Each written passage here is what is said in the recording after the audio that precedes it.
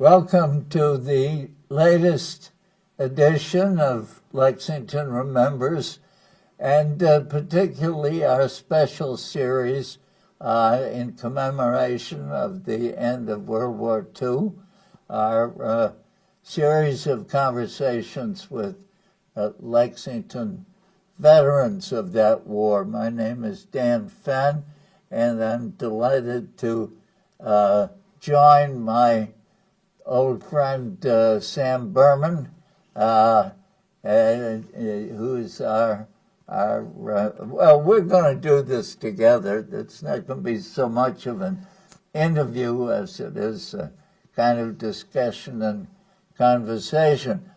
And he's going to talk about his experiences during the war.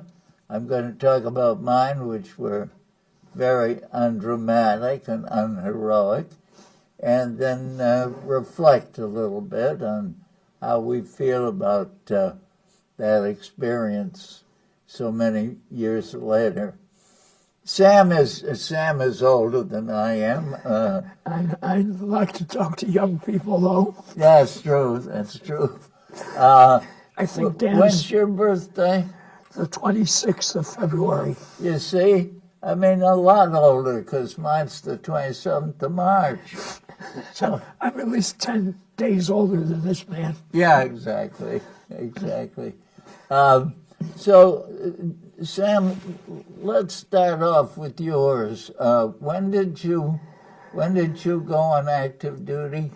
Well, in 1943, I was at the University of Wisconsin, and the war had started.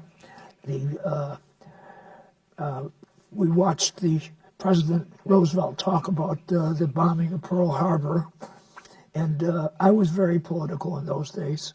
Being at the University of Wisconsin was, you had to be. And I volunteered. To go into the Air Force. I thought I would be a pilot, but I wasn't because my vision didn't come up. So I wound up doing everything else on a plane. I was a gunner, a radio operator, a bombardier, a navigator, and if they gave me a broom, I'd sweep it up too. And where were you flying from? Well, after the training in the United States, I was assigned to the 12th Air Force, flying out of Corsica, and we were flying bombing missions over Vichy, France first, and then over northern Italy. What were you flying? The Mitchells or the B-25 Mitchells? Yes. Yeah. Right. Not the 17s or the 24s. No, these were the two-engine. Yeah. Right. And I actually wound up in Corsica, and I flew on 70 bombing missions. 70? 70. Out of Corsica and later out of Rimini and on the Adriatic coast of Italy. Now, how come 70? Because the 24s, I've forgotten, we'll get to that, B-24s, but I don't think they had to fly 70. I think it was 50. It was the B-17s out of England, but they were flying in much more dangerous flights over Germany, and they lost a lot of people. Yeah, and B-24s out of Italy, which was where I was. That was bad stuff too. Right. Well, we flew when we first started flying. We encountered some German anti-aircraft, but not the anti-aircraft, the fighters. But shortly after I started my missions in 1943, they didn't have the gas to get up there, so our biggest danger was the anti-aircraft, which was plenty dangerous. Yeah. And we were supposed to fly 50 missions, and they didn't have the crews to fill out, so they raised our ante to 60, and those people who were started getting too nervous, they sent home. But those of us who stayed there, they had us fly 70 missions in order to be, because they needed the personnel. 70 missions. So when did you come home then? I came home in 1945, and I was on a boat returning to the United States when the war ended in Europe. And when did you get discharged? As soon as they had a point system, Yeah. and it depended on what medals you had been awarded, and how many years you'd served, and how many months, and how many combat missions you'd flown. And I had enough to qualify for getting out. And they asked me, did I want to stay in the reserve? And I said, what is all the way out? I'll take that. Yeah. Yeah. And then I went back to the University of Wisconsin. But So when were you discharged? it was in May of 1945. May. Yes. I see. So you went home and were discharged. Yes, I was. I had two brothers. One was in the infantry, and he had been wounded in the Philippines, or in Okinawa, I think it was. And I had another brother who was sailing in the merchant marine, and all of us seemed to get home about the same time. Yeah. My brother in the infantry had a bullet through his motor nerve in his arm, so he had about a year of surgery before he could. So you were sometimes a bombardier and sometimes a navigator. Yes. Well, the bombardier and the navigator were the same person on the B-25. I see. So if you're going to be a bombardier, I wasn't really a navigator, but they gave us the charts and taught us contact navigation. Yeah. I couldn't read the stars or the. Yeah, I see. And you had gunners on the 25s? Yes, we had a tail gunner, and we had a flight engineer who had a turret behind the pilots, and the radio operator had the side guns. So everybody was a gunner except the pilots. Even the nose, we had a gun even in the nose for the bombardier navigator. And how long when did you leave Corsica? It was in May of 45, I believe. Oh, you were in Corsica. I thought you said you went from Corsica to the United States, but it was all that month. And then when we got back, when we got home, I went through a system where they qualified me for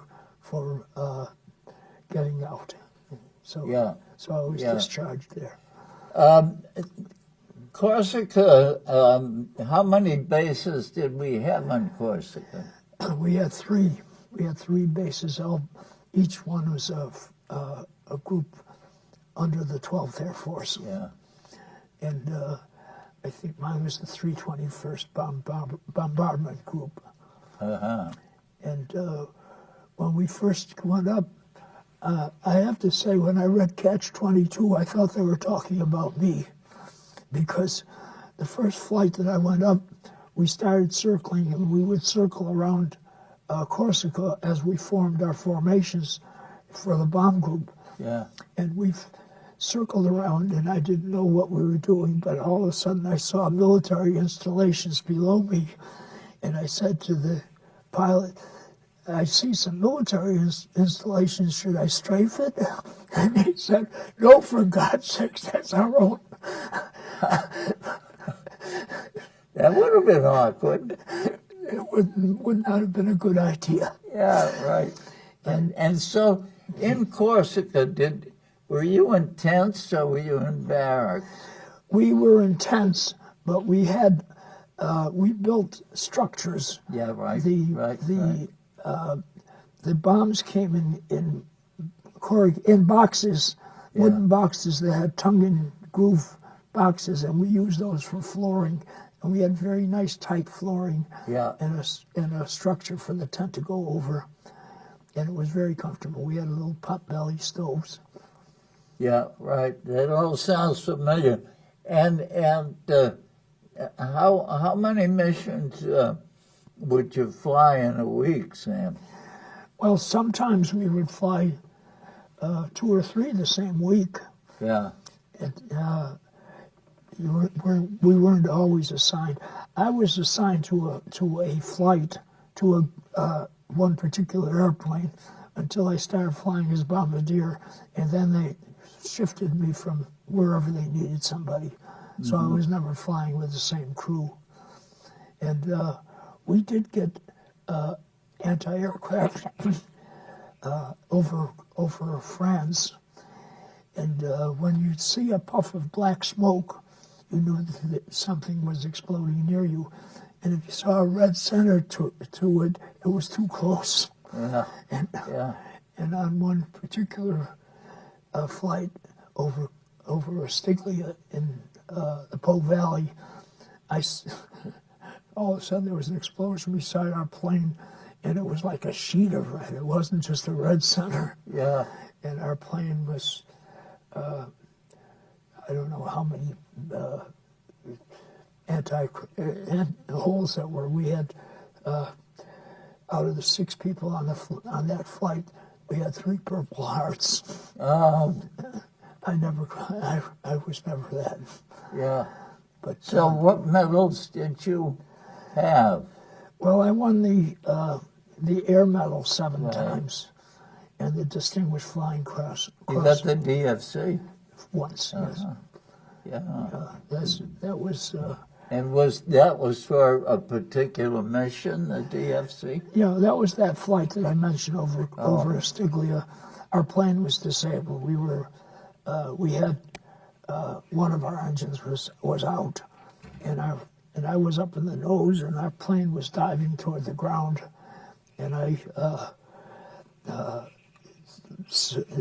didn't look too good to me, so I decided I better bail out of this plane. So I went to the hatch right behind the pilots, and I had my hand on the hatch to pull it to open the door and get out. When I thought, gee, nobody else is going, I better check and see what the pilots, who were right behind me. And I looked at them. Something had hit the plexiglass front, and it didn't break the glass, but the tiny shards had cut their faces to the point where it looked like they were a totally bloody mess. I don't think they were very seriously hurt, but they were stunned. And the plane was diving, and I shook the co-pilot, and I pointed to the ground. We couldn't talk. The noise of the plane was too loud. And I pointed to the ground, and we were diving, and he tested the controls, and the plane responded. And so he shook the pilot, and then they asked me to give them a heading back to Corsica, because now we were no longer part of our formation. So I wasn't too good at this yet, but I took my charts out and I said, well, fly in this direction. And we got near the coast. They knew that there were anti-aircraft installations, so they said, is it safe to get out here? And I looked at my chart and I said, I don't think so. So they said, what should we do? So I said, head north. And if we went far north, we would have been in Switzerland, but we didn't have that good luck. So at some point, they said, how is it now? And I looked at my charts and I said, I think we're okay. Yeah. If you want a heading back to Corsica, I can do that. So they said, no, they could figure out how to go back to Corsica. So no wonder you got the DFC. Because in the B-24s, the DFCs went to the pilots, but usually not to anybody else on the crew. Yeah, I was never an officer. I was a staff sergeant, I guess. You were a staff sergeant? Yeah. Really? As the bombardier navigator, you were a staff sergeant? Yes, but I wasn't trained in the States. I was trained in combat. I see. So the pilot was a captain, or was he a first lieutenant? Well, he could be either, I think. Yeah. And the co-pilot would have been... Lieutenant. Yeah. Right. And I think it's a little different on the B-24s. Well, your story is so much different from mine. I think I read somewhere, Sam, that about a third, maybe, of the people who were in the services during the war were in combat, as you were. We talked with Bob Edwards recently in the first of the series, and he spent the war in Cambridge working on radar. As President Kennedy said in a press conference one time, and some people go overseas, some people never leave the United States in a war. It was that famous quote, life is unfair in many ways, he said. We can all subscribe to that notion. My entry into the service was different, a little different from yours.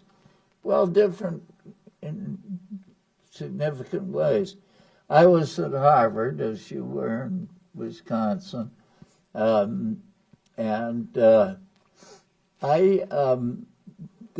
they had various programs. I was kind of interested in the Navy program, but I couldn't get into any of those because of my eyes that had gone when I was 12 years old.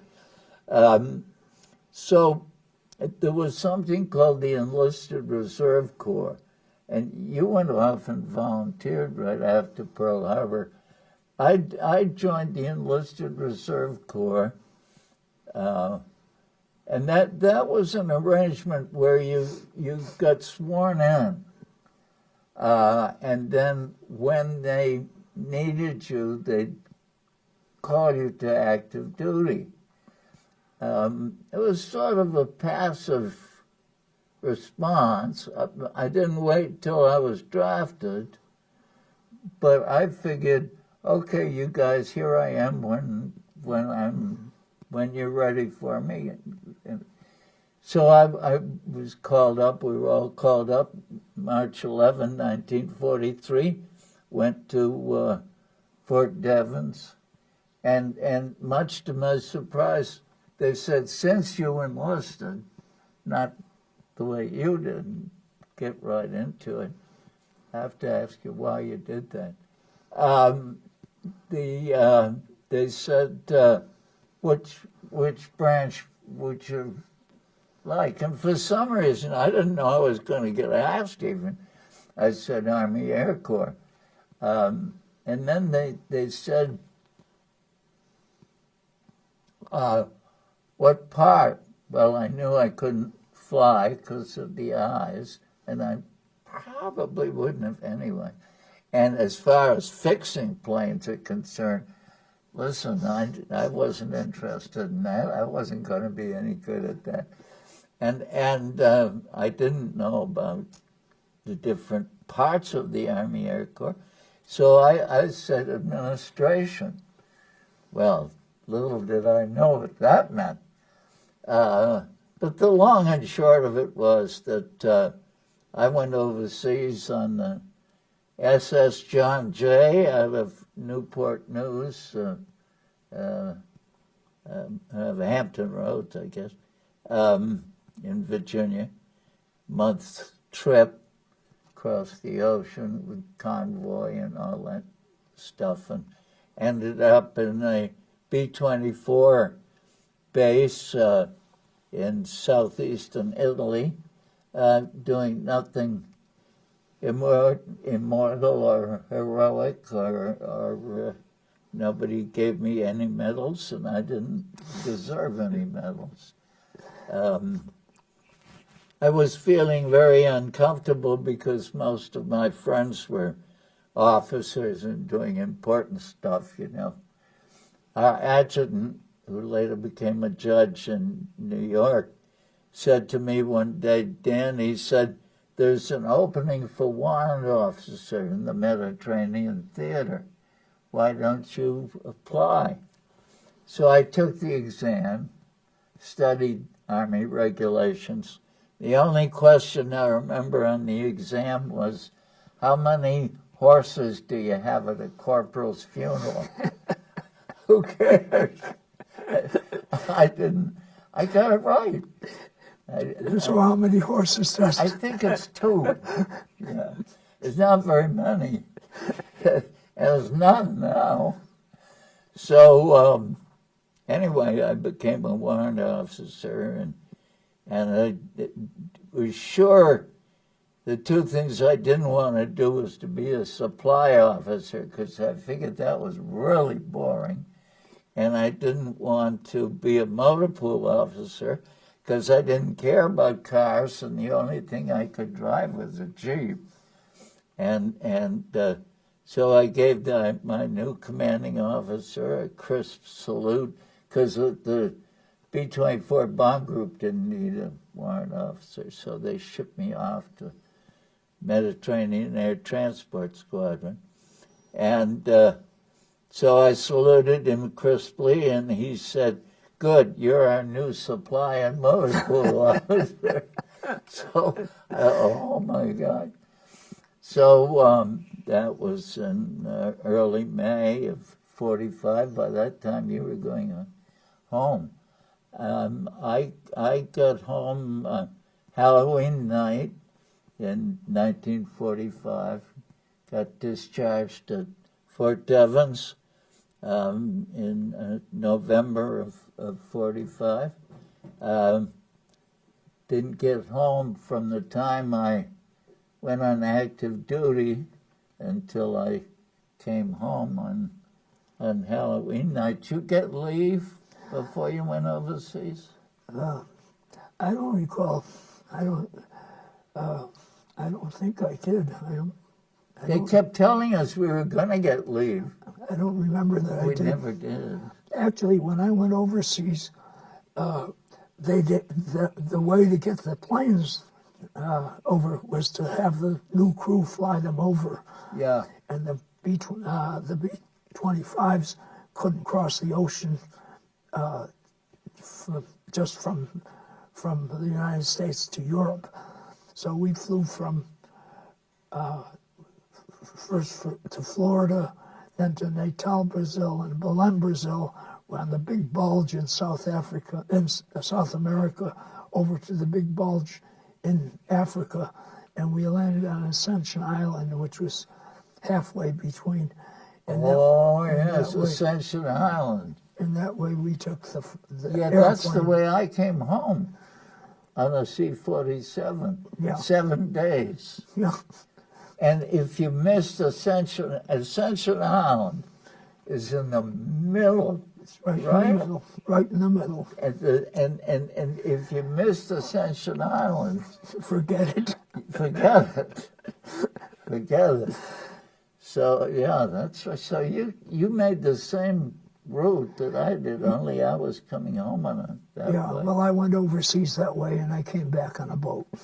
You came back in a what? Liberty ship? Yes. Yeah. 5 tiers. Yeah, Lux. there were a lot of us Yeah. going home. It didn't matter. We'd do anything to get home. Yeah, I'll never forget that trip over with the convoy. You had a convoy too. The war was still on. You know, I didn't pay attention. That was, the war was sort of winding down at that point. Yeah, I think that, they didn't. Yeah. I don't think the ocean was as dangerous by that time. Now, tell me something, Sam. Why did you enlist? You were in college. You could have stayed there for a while. Well, there were 2 reasons, Dan. First of all, I knew what was happening to Jews in Europe, and being Jewish, I really felt that I wanted to participate. And secondly, I knew I was going to be drafted at some point, and like you, if I volunteered, I could choose my service. Right. And so in 1943, it was earlier, but in May is when I actually went in, because I went in May and came out in May.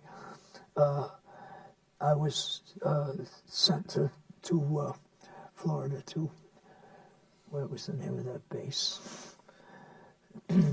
for the first training, which was, well, we actually were in a group that went to Centenary College first, and we were training in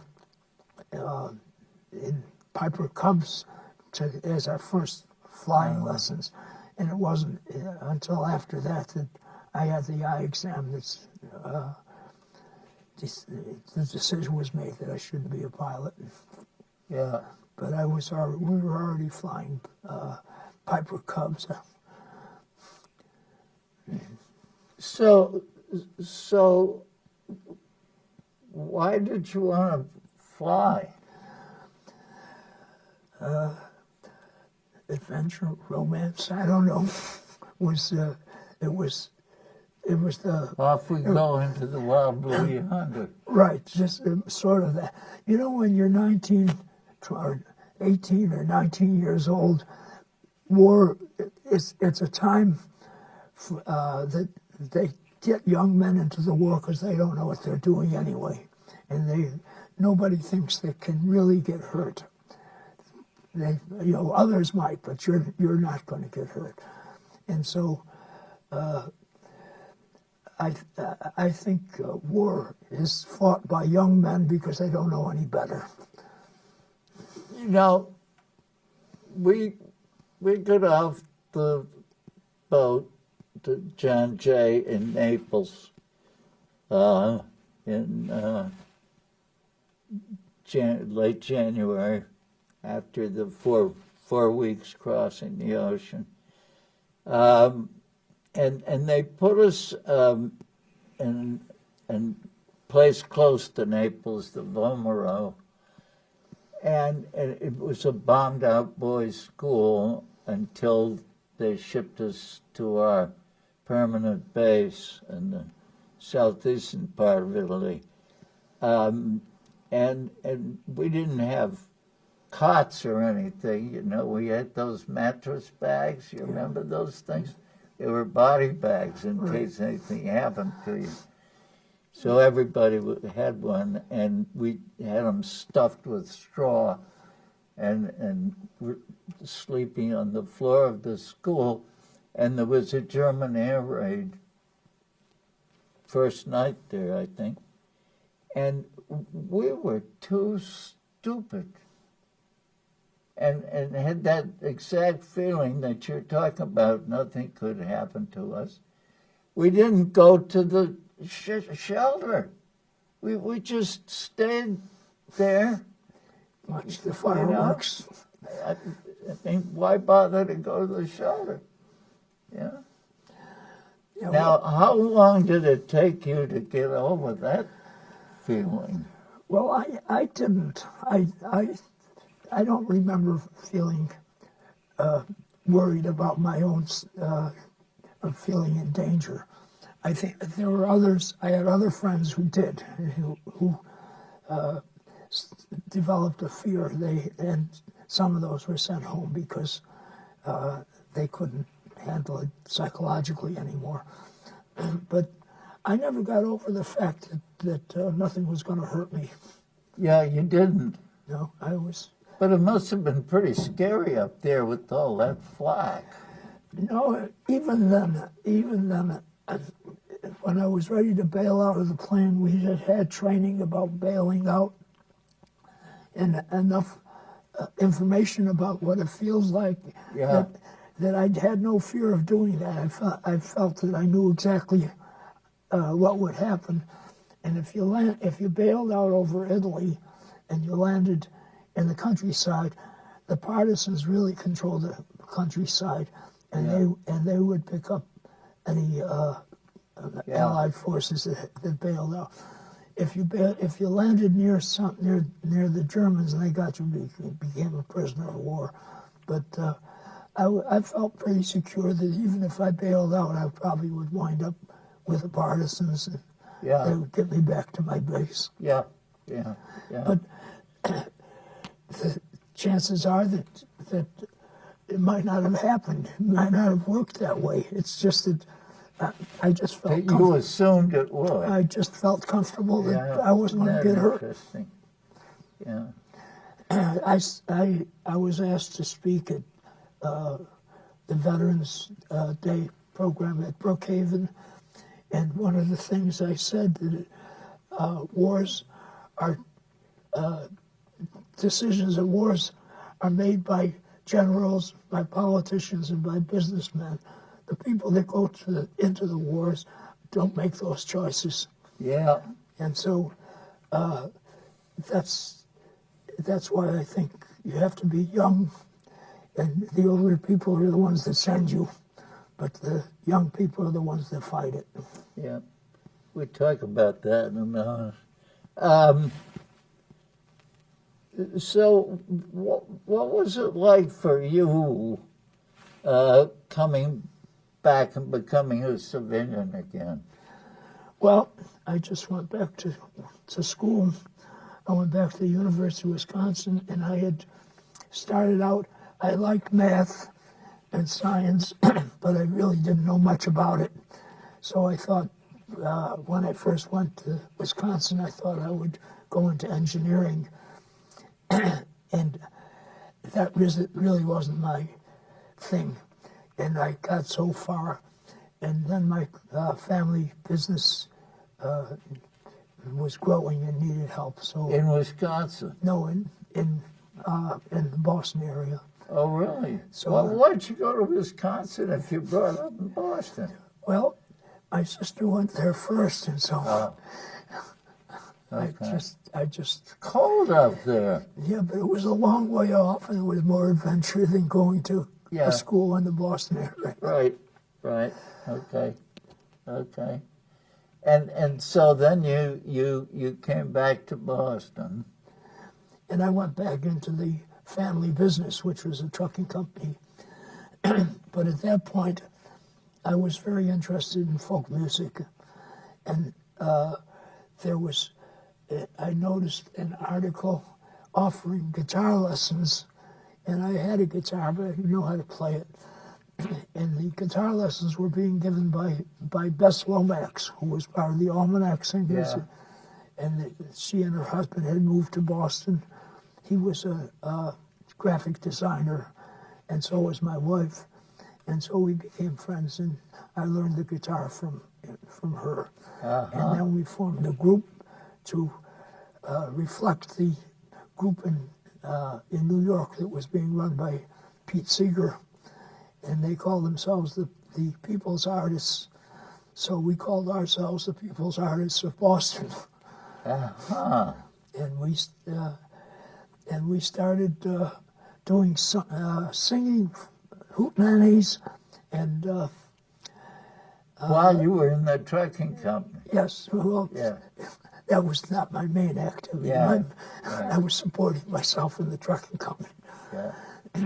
But we did the hootenannies and square dances, and a lot of the times we were being hired by high school kids to run square dances, and we would sing during their dancing intermissions. We would sing folk songs, and at that point,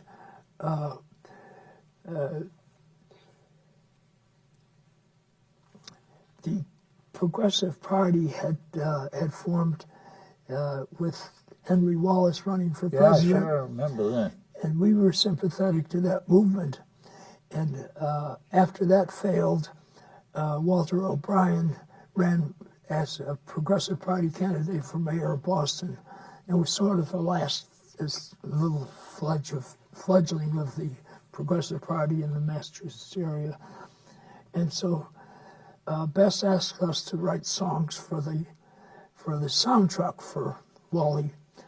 And so we wrote a number of them, and my Jackie Steiner, who was my brother's girlfriend at the time, later she was my sister-in-law for a little while, and she basically took the idea of the ship that never returned and worked on the idea of Charlie on the MTA.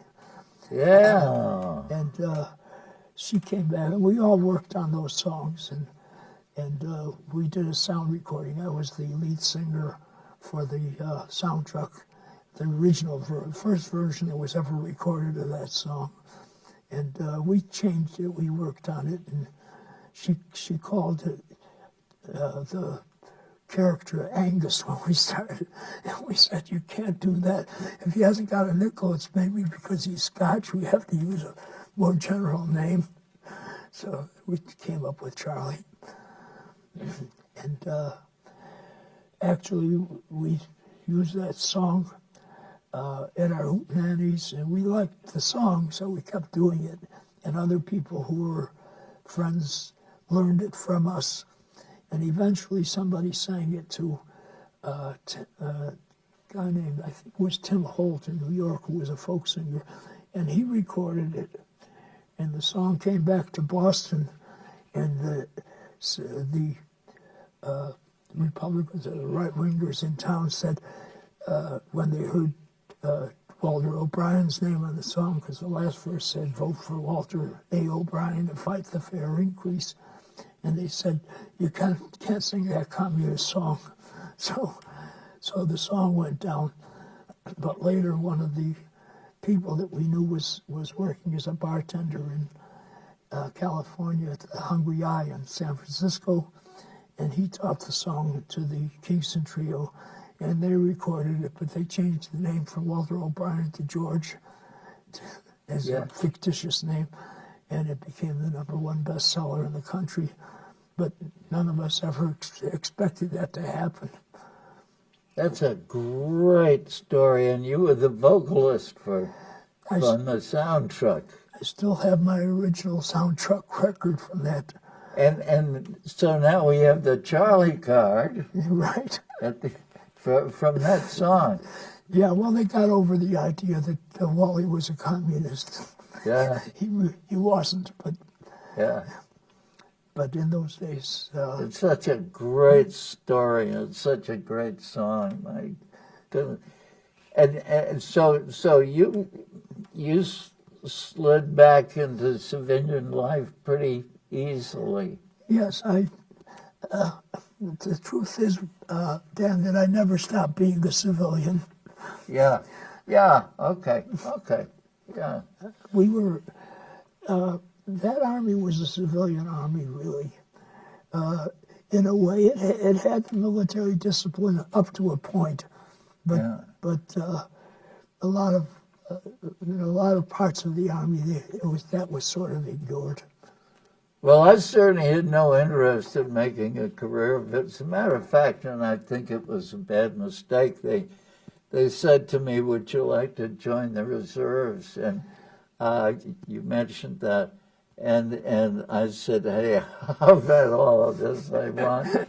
My father was in Des Moines, Iowa in World War I, and he just, he hated being told what to do, and that someday I'm going to murder the bugler. Right.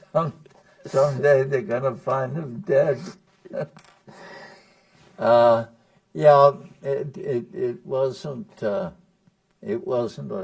life for me either, and I just picked up where I'd left off, and finished college and went on, did other things.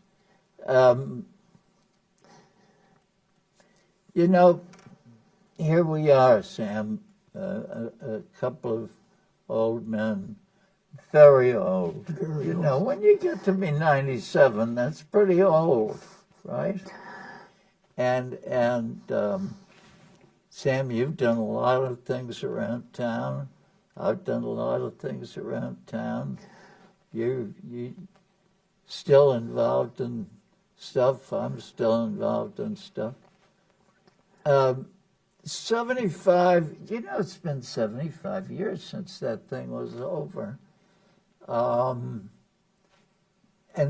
encapsulated period of time, about the same amount of time for both of us, 2.5, 3 years. And just a break in our normal lives. We're in college, we're going along, and then all of a sudden, bang, we're in this strange situation, alien situation in many ways. Looking back all those years, what are your reflections about it? What are your reminiscences about? What do you think? I think what was happening in Europe at that time called for our participation. We had to get in because Hitler and Mussolini were going to take over the world, really, and Hitler was well on his way, and he had to be stopped. So I think fighting that war was a necessity. We had to fight it. America had to get in to fight it.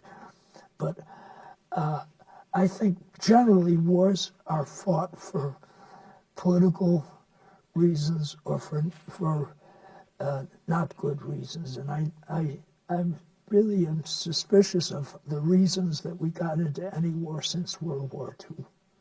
That I think that we got into Vietnam on a false basis. Korea was a trumped up base for getting into the war, and then we fought the little wars like the Panama Canal War, the Grenada War, in which we didn't get hurt, but some people did, and then we've gotten into all of these Gulf wars. That it's just. I just question the value of any of these wars since World War II. There's something had to be done probably after the 9/11 destruction of in New York City, but we went into Iraq, which was also a false premise.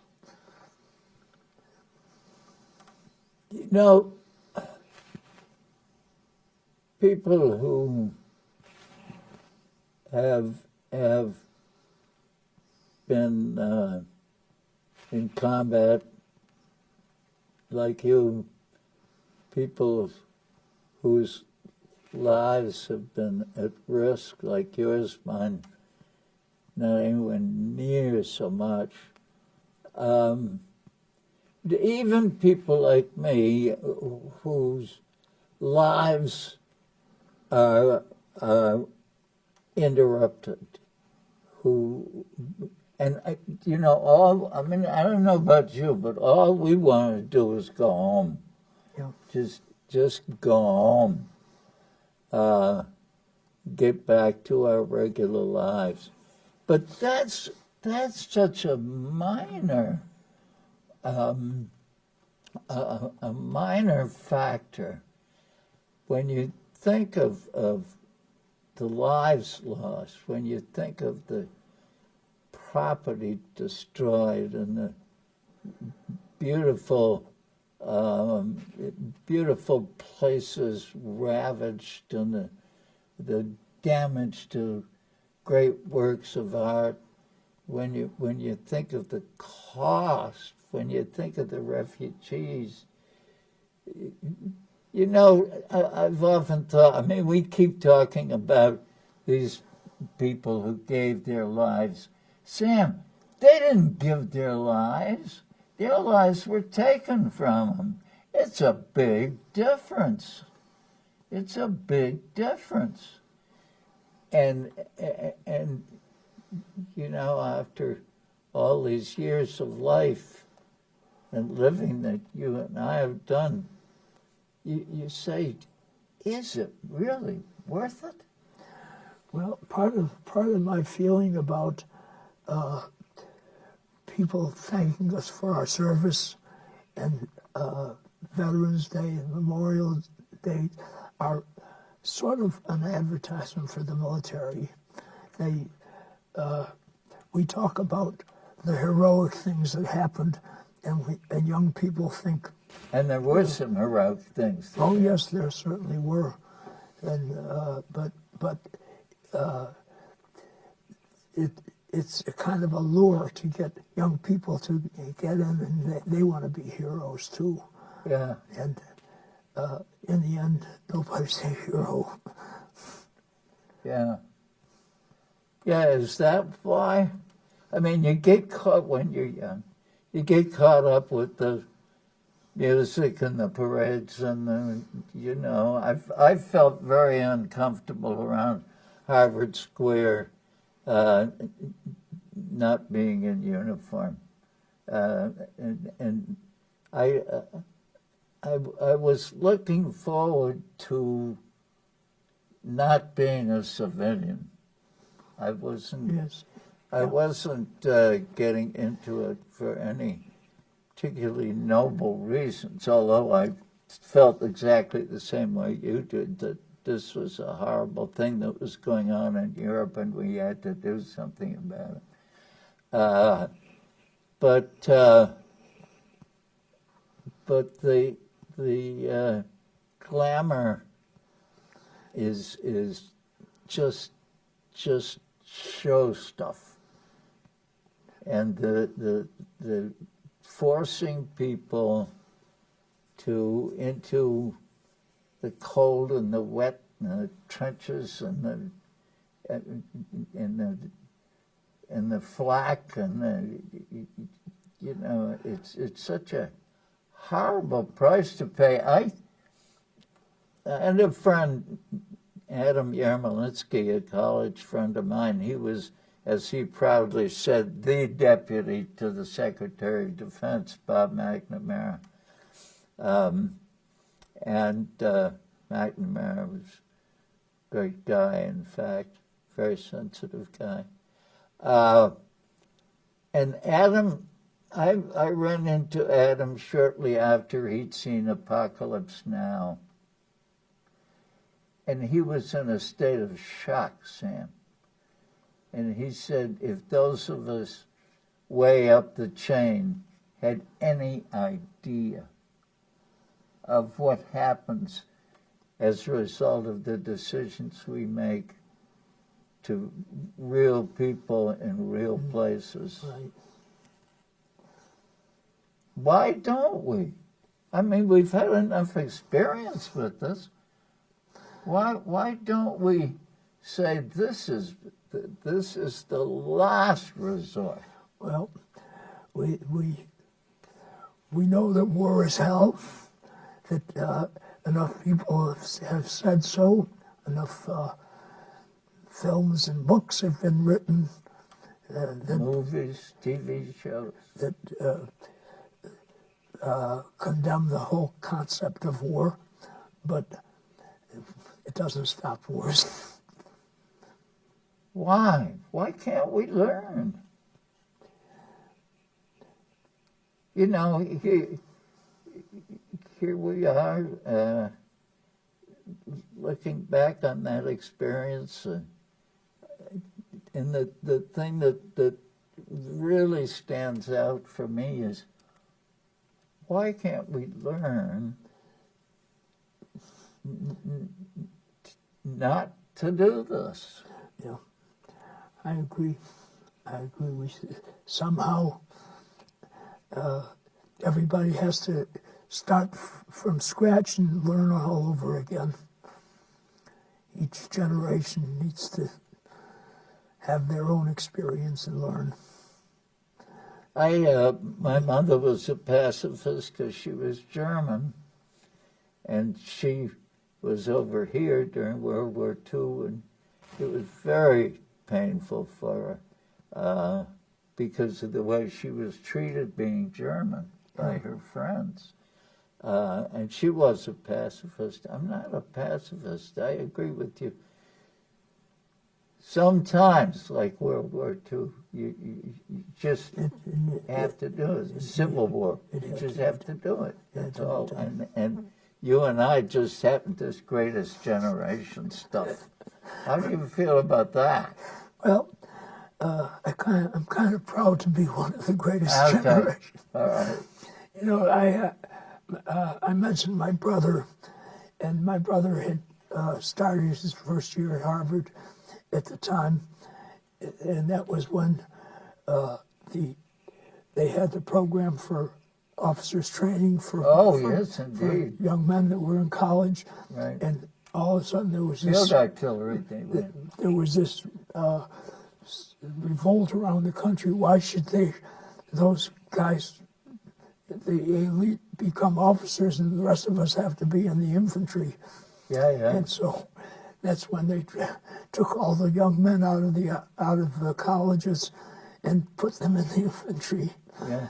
And so that's how my brother wound up as an infantry soldier in the Pacific. Yeah. Because Yeah, that was there was some terrible stories in that. Something called the Army Specialized Training Program. yeah, SPCA. Remember that thing? I SPCA. wanted to get into that. They trained people to take over in Germany and Japan when as we expected, although we were never sure that we would win this thing. And the Battle of the Bulge, and they needed people, and they just scooped up all these people and stuck them in combat. They didn't know the front end of a rifle from the back, and there were terrible sacrifices there. I had a friend who won the Distinguished Service Cross, which is the next medal below the Congressional Medal of Honor. It's just about as high as you can get. And he was in the infantry. He was in the tank division. And this was after the war. He told me that he was with a group that were in a barn, and 3 German tanks were coming at them, and they were almost certain to be killed. And he just went berserk. So he grabbed all the hand grenades he could, and he ran at them and threw the hand grenades into the tank tracks and into the tanks, and he stopped 3 tanks. He said he didn't do that out of heroism. He did it out of fear and out of hysteria. He was, that's. Then he won the next highest medal you can get in this. Yeah, Congressional Medal of Honor. Yeah. Yeah. Well, our generation's done an awful lot. I mean, when I was in college, guess what? There wasn't any such thing as gays. Yeah, right? You know what I mean? And women, they were teachers or nurses, Right. They weren't doctors and lawyers and things like that, right? And they were lynching people in the South, right? And Hitler was doing the horrible things in Europe that he was doing, right? And there was poverty. Our generation has done a lot of things and survived a lot of things. But this war thing. When you stop and look at the war, first of all, it involved the entire population of this country one way or another. We weren't fighting the way we fight now with volunteers, where everybody was involved. Yeah, right. And when that war was over, we had the GI Bill of Rights, and we created a generation of people that are intellectuals and scientists and writers that we don't see anymore. Yeah. And now, in order to get the education, is so expensive that a lot of people who might be Right. important in our culture never get a chance to go to college even because they can't afford it. Right. So that's why I think that there's something wrong with the system that says that in order to get an education you have to spend that much. Well, that's right, and you know, our generation has really accomplished a lot, but there's an awful lot that we haven't accomplished, and new problems that have arisen. And this is one. When I went to Harvard, it cost $400 a year, and then a couple of hundred for room and board. So, but the very high on maybe the top of my list of things that our generation failed to accomplish was to change the paradigm so that people who have the power said, no, we're not going to do this war thing. We can figure out another way of dealing with this problem. So thank you very much. Great to talk to you. Pleasure talking to you, Dan, my old friend. Yeah. Well, I'm not as old as you are. Well, someday you will be. Okay. Thanks a lot, Sam. Okay, thank you, Dan.